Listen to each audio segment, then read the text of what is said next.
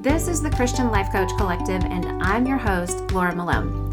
We're talking all things coaching, concepts, tips, tools, self-coaching, mindset, faith foundations, and definitely entrepreneurship, because I want to support your calling as a coach and help you build a thriving online business with God as your CEO. So I hope you enjoyed today's episode. Here we go. All right, now, after the root, the trunk, and the branches are established and growing, we can really start paying attention to the fruit. On this tree, this sacoca tree, right? The fruit is something that you practice producing even while you're growing the roots, trunk, and branches. Why? Because you have to start coaching people early on. But this fruit, another analogy for you, inside of an analogy. I don't know if that's legal, but we're doing it. This fruit of coaching, this coaching practice fruit on this sacoca tree is like the first 2 or 3 pancakes. They're always a little off in consistency or texture, and they're always either a little overcooked or undercooked.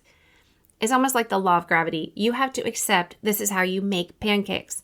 You accept that the first batch is always kind of a little bit weird. But the first batch is how you get to the second batch. It's how you know what to tweak so that the second batch is better. And then you adjust the heat and you add more wet or dry ingredients and so on. And then by the time everybody's at the table, you have a nice tall batch of, I don't know, maybe you call them flapjacks. And no one ever has to know about the strange little pile in the trash can. Or maybe that strange little pile ended up on your plate because you ran out of batter to feed all the people. But my point is, if you don't make the first batch, there's never a finished batch that is something you can serve. The fruit on your coaching business, sacoca tree, it's like that. Start coaching as early as possible so you can identify, tweak, edit, and end up with excellent fruit. So that's actually going to help you understand the roots and trunks and branches better if you're coaching people along the way. Now, if you are linear in your thinking, and as you listen to this gardening series, you feel like you have to do everything in the order I'm telling you, you might wonder if right now I'm telling you to do something out of order. If coaching is like the fruit, the coaching results, the transformation inside coaching, if that's the fruit of the tree. And I'm telling you that coaching is, you need to start doing that even as you're building a root system and planting the seeds, etc. Well, I understand that you might think that way, but I want to remind you that you don't go through all of the work to plant the seed and grow the roots and the trunk and the branches if you care nothing about the fruit you want it to produce. So it makes perfect sense that even before you have everything strong and in place, you would be thinking about the fruit you want on that tree. Then you need to taste the fruit like this. You have to see if you even enjoy fruit like this.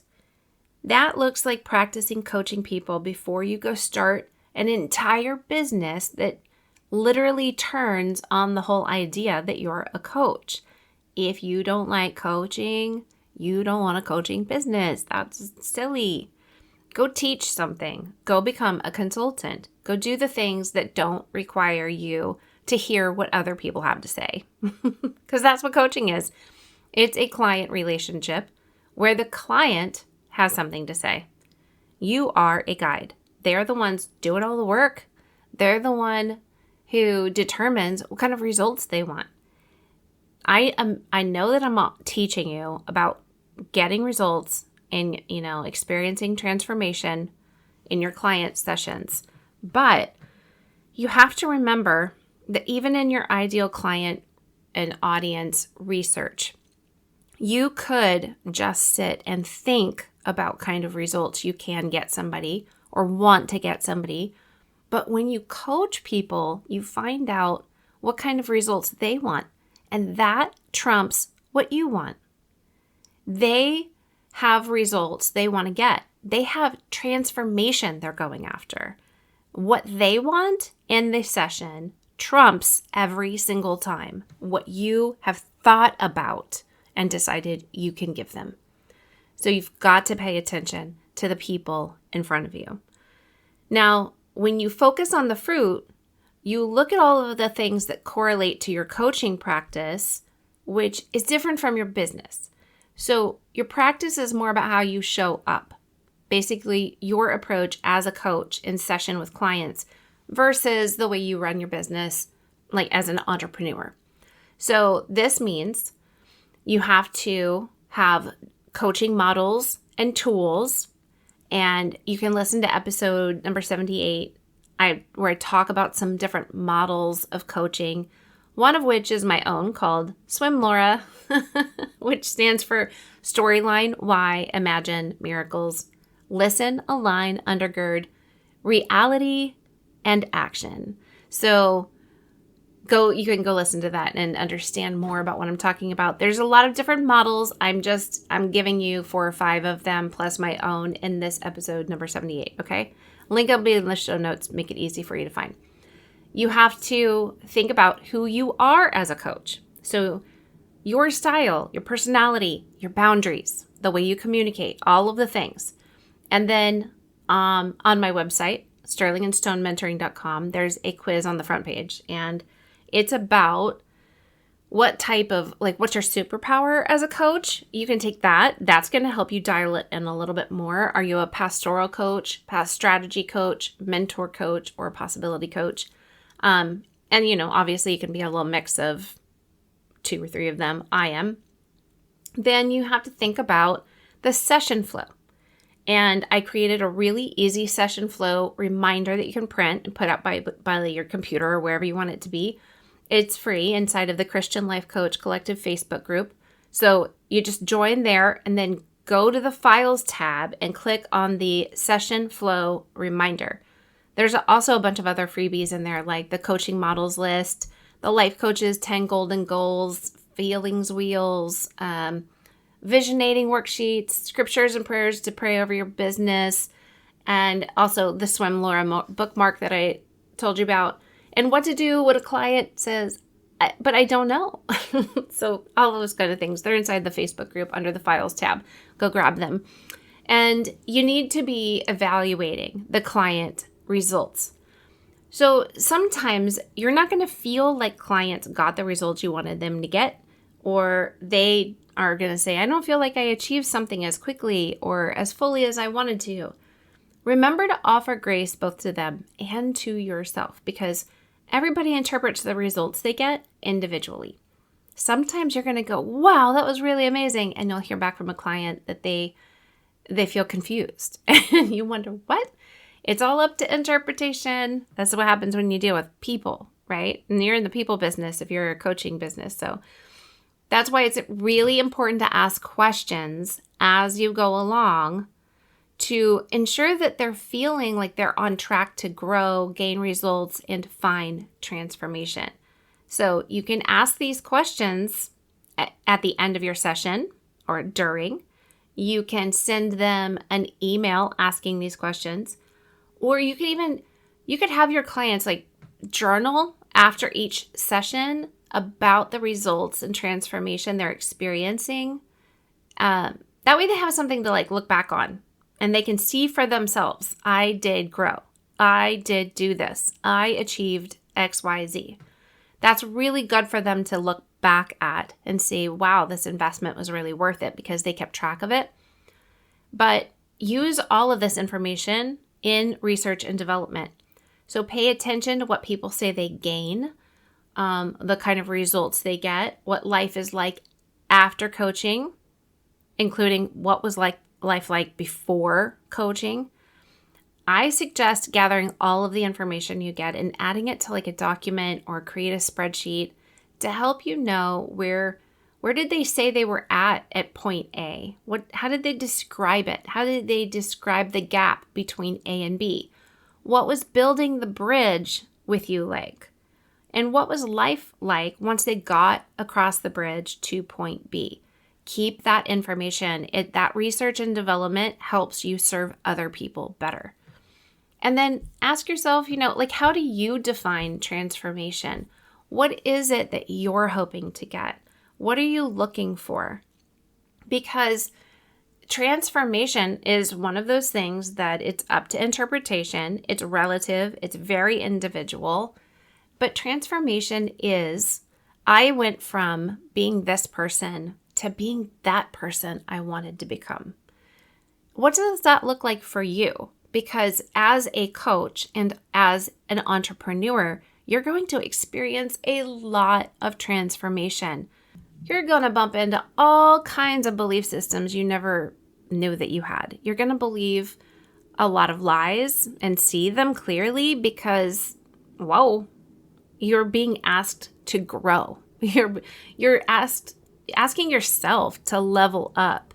You're challenging yourself just by saying, hey, this is something I want to go do.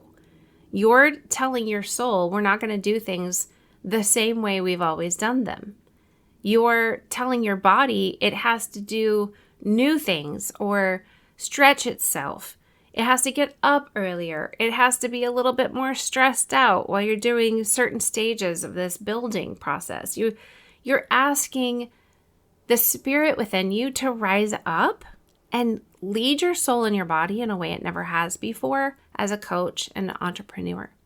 So transformation is going to require energy for you, but also for your clients.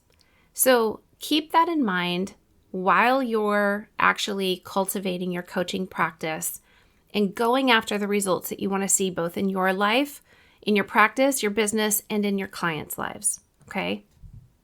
Now, you might want to create some kind of roadmap that clearly shows how their point A and their point B connect with the coaching bridge that you offer. You could write it out, you could draw it out, and then fill it out together, make it look like a roadmap, make it look like a boat going from a shore to a horizon, maybe just a cliff to a cliff with a bridge in between, something that helps them understand where they are before working with you, how the gap between A and B is affecting them, how a bridge being built is actually possible, and what they're going to know, have, be, and do after coaching when they reach point B. So talk to clients to make sure you're on the right track as you are in session, as you walk through the different sessions, and let them help them to see clearly where they're going and ask questions to make sure, do we need to recalibrate, turn the boat a degree or two? Doing the changes sooner will actually increase the results that you get. And reflect upon past sessions and different goals that you guys have met together and the transformation that they're seeing throughout the relationship rather than just at the end. It's really energizing when people can see what they've done, what they've gained. And then track both the tangible and the intangible results. So the tangible is like what kind of habits they formed enabling them to lose weight or get a promotion. And then the intangible results are the confidence they gained, the trust that they feel, the worth that they now internally experience, right? Those are intangible, but they produce, the intangible roots produce the tangible fruits, okay? And then don't forget to celebrate the wins.